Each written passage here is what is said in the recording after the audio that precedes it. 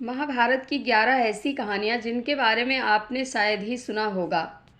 आपको धार्मिक ग्रंथ महाभारत से जुड़ी अलग अलग कई कहानियों के बारे में मालूम होगा, लेकिन इनमें कई ऐसी भी कहानियाँ हैं जिनके बारे में आप शायद ही जानते हों।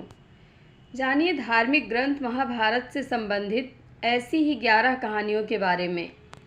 नंबर 1। जब कौरवों की सेना पांडवों से युद्ध हार रही थी, तब दुर्योधन भीष्म पितामह के पास गया और उन्हें कहने लगा कि आप अपनी पूरी शक्ति से यह युद्ध नहीं लड़ रहे हैं। भीष्म पितामह को काफ़ी गुस्सा आया और उन्होंने तुरंत 5 सोने के तीर लिए और कुछ मंत्र पढ़े। मंत्र पढ़ने के बाद उन्होंने दुर्योधन से कहा कि कल इन 5 तीरों से वे पांडवों को मार देंगे। मगर दुर्योधन को भीष्म पितामह के ऊपर विश्वास नहीं हुआ और उसने तीर ले लिया और कहा कि वह कल सुबह इन तीरों को वापस करेगा। इन तीरों के पीछे की कहानी भी बहुत मज़ेदार है। भगवान कृष्ण को जब तीरों के बारे में पता चला तो उन्होंने अर्जुन को बुलाया और कहा कि तुम दुर्योधन के पास जाओ और 5 तीर मांग लो। दुर्योधन की जान तुमने एक बार गंधर्व से बचाई थी। इसके बदले उसने कहा था कि कोई एक चीज़ जान बचाने के लिए मांग लो। समय आ गया है कि अभी तुम उन 5 सोने के तीर मांग लो। अर्जुन दुर्योधन के पास गया और उसने तीर मांगे। क्षत्रिय होने के नाते दुर्योधन ने अपने वचन को पूरा किया और तीर अर्जुन को दे दिए। नंबर 2। आपको धार्मिक ग्रंथ महाभारत से जुड़ी अलग अलग कई कहानियों के बारे में मालूम होगा, लेकिन इनमें कई ऐसी भी कहानियां हैं जिनके बारे में आप शायद ही जानते होंगे। महाभारत के आदि पर्व में कौरवों के गुरु द्रोणाचार्य के बारे में कहा जाता है कि वो अपने माता पिता के परस्पर मिलन से नहीं, बल्कि एक विचित्र विधि द्वारा पैदा हुए थे, जिसे आज के भौतिक युग में टेस्ट ट्यूब के नाम से जाना जाता है। अधिकतर लोग ये सोचते हैं कि दुनिया में सबसे पहले इस विधि द्वारा कौरवों ने जन्म लिया था, जब उन्हें उनकी माता गांधारी ने घड़ों में मांस के टुकड़ों को रखकर 100 कौरवों को जन्म दिया था। पांडवों और कौरवों के गुरु द्रोणाचार्य दुनिया के पहले टेस्ट ट्यूब बेबी थे। द्रोणाचार्य को भारत का पहला टेस्ट ट्यूब बेबी माना जा सकता है। यह कहानी भी काफ़ी रोचक है। द्रोणाचार्य के पिता महर्षि भरद्वाज थे और उनकी माता एक अप्सरा थी। दरअसल एक शाम भरद्वाज शाम में गंगा नहाने गए, तभी उन्हें वहाँ एक अप्सरा नहाती हुई दिखाई दी। उसकी सुंदरता को देख ऋषि मंत्रमुग्ध हो गए और उनके शरीर से शुक्राणु निकला, जिसे ऋषि ने एक मिट्टी के बर्तन में जमा करके अंधेरे में रख दिया। इसी से द्रोणाचार्य का जन्म हुआ। नंबर 3। जब पांडवों के पिता पांडु मरने के करीब थे, तो उन्होंने अपने पुत्रों से कहा कि बुद्धिमान बनने और ज्ञान हासिल करने के लिए वे उनका मस्तिष्क खा जाएं। केवल सहदेव ने उनकी इच्छा पूरी की और उनके मस्तिष्क को खा लिया। पहली बार खाने पर उसे दुनिया में हो चुकी चीज़ों के बारे में जानकारी मिली। दूसरी बार खाने पर उसने वर्तमान में घट रही चीज़ों के बारे में जाना और तीसरी बार खाने पर उसे भविष्य में क्या होने वाला है, इसकी जानकारी मिली। नंबर 4। अभिमन्यु की पत्नी वत्सला बलराम की बेटी थी। बलराम चाहते थे कि वत्सला की शादी दुर्योधन के बेटे लक्ष्मण से हो। वत्सला और अभिमन्यु एक दूसरे से प्यार करते थे। अभिमन्यु ने वत्सला को पाने के लिए घटोत्कच की मदद ली। घटोत्कच ने लक्ष्मण को इतना डराया कि उसने कसम खा ली कि वह पूरी जिंदगी शादी नहीं करेगा। नंबर 5। अर्जुन के बेटे इरावन ने अपने पिता की जीत के लिए खुद की बलि दी थी।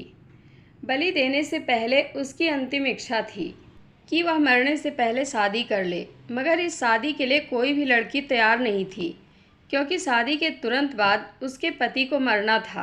इस स्थिति में भगवान कृष्ण ने मोहिनी का रूप लिया और इरावन से न केवल शादी की बल्कि एक पत्नी की तरह उसे विदा करते हुए रोए भी। नंबर 6, सहदेव, जो अपने पिता का मस्तिष्क खाकर बुद्धिमान बना था। उसमें भविष्य देखने की क्षमता थी, इसलिए दुर्योधन उसके पास गया और युद्ध शुरू करने के लिए पहले उससे सही मुहूर्त के बारे में पूछा। सहदेव यह जानता था कि दुर्योधन उसका सबसे बड़ा शत्रु है, फिर भी उसने युद्ध शुरू करने का सही समय बताया। नंबर 7, महाभारत के कई पात्रों से सभी परिचित हैं, लेकिन महाभारत में कुछ ऐसे किरदार भी हैं जिन पर चर्चा कम होती है। इन्हीं में से एक हैं युयुत्सु।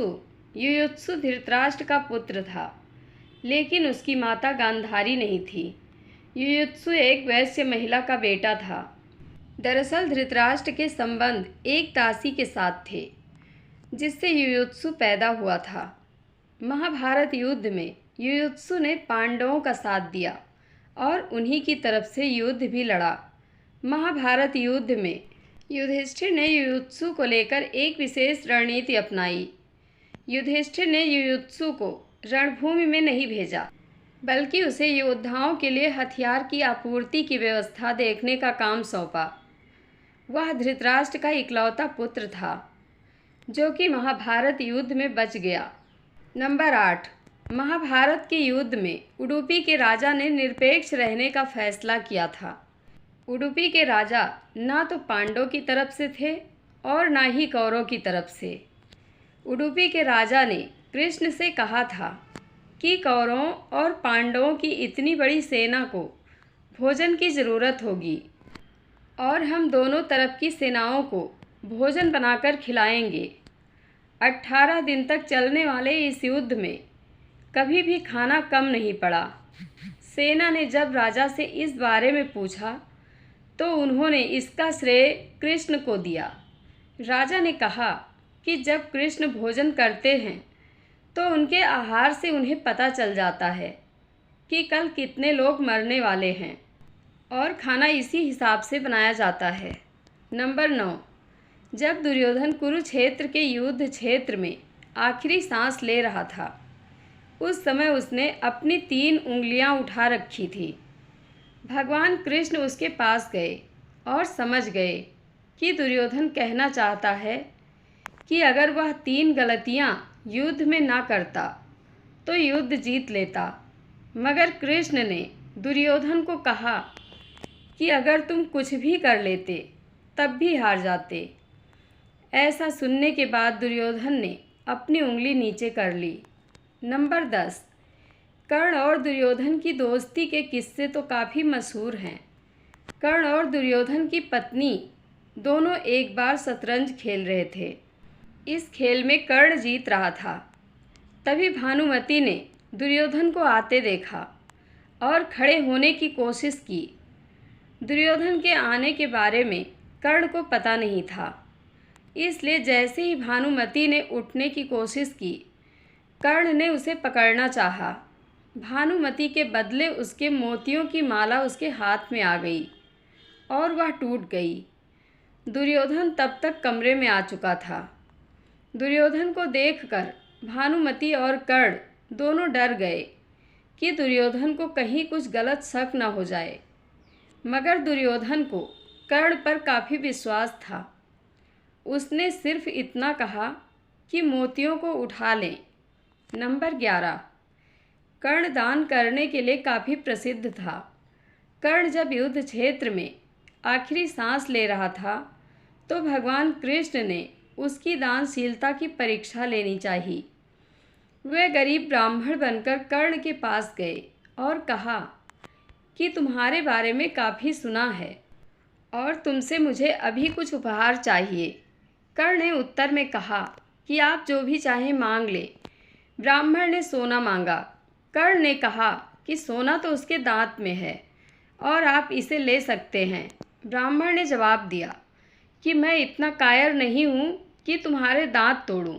कर्ण ने तब एक पत्थर उठाया और अपने दांत तोड़ लिए। ब्राह्मण ने इसे भी लेने से इनकार करते हुए कहा कि खून से सना हुआ यह सोना वह नहीं ले सकता। कर्ण ने इसके बाद एक बाण उठाया और आसमान की तरफ चलाया। इसके बाद बारिश होने लगी और दांत धुल गया। जय श्री कृष्ण। कथा आप लोगों को कैसी लगती है कमेंट बॉक्स में अपनी राय अवश्य दें। धन्यवाद।